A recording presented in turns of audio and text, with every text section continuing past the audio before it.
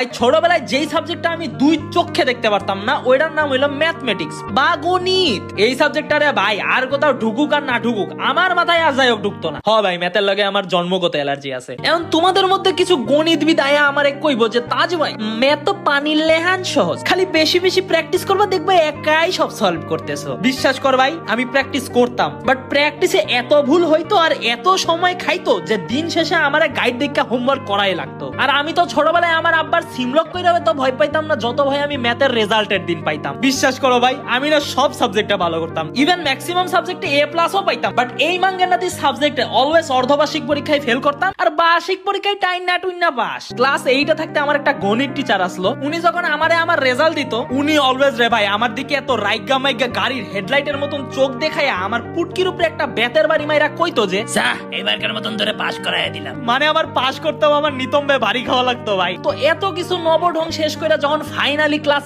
9 উঠি তখন আমাদের গ্রুপ চয়েস করতে হয়েছিল সায়েন্স আর্টস কমার্স। তখন মাঙ্গের নাতি জানি আমারে কইছিল যে কমার্সে নাকি ম্যাথ বেশি, আমারে সায়েন্স নিতে, সায়েন্সে নাকি ম্যাথ কম, আর আর্টসে তো আমাদের ফালতু সোসাইটির মধ্যে ভালো স্টুডেন্টরা নাকি পড়ে না। তাই আমি বালপাক নেমি কইরা ম্যাথ থেকে বাঁচার লাগা সায়েন্সে ভর্তি হই। এন্ড ও মাই গড যে বাসটা খাইছি আমি খুব বড় বাস খাইছি ভাই। বিশ্বাস কর এখন পর্যন্ত sine by cos, cos by sine এইসব সূত্র মুখস্থ করতে পারি নাই আমি। তাই এইসব সূত্র সহজে মুখস্থ করার লাগা আমার কোচিং এর স্যার কয়টা ছন্দ শিখাইছিল যে টেরা লম্বা ভূত হইল গা লম্ব বাই ভূমি ইকুয়াল টু tan, আর সাগরে লবণ অতি হইল গা লম্ব বাই অতিভুজ ইকুয়াল টু sin। এইগুলো হলো এক একটা ছন্দ যাতে সূত্রগুলো ইজিলি মনে রাখতে পারো।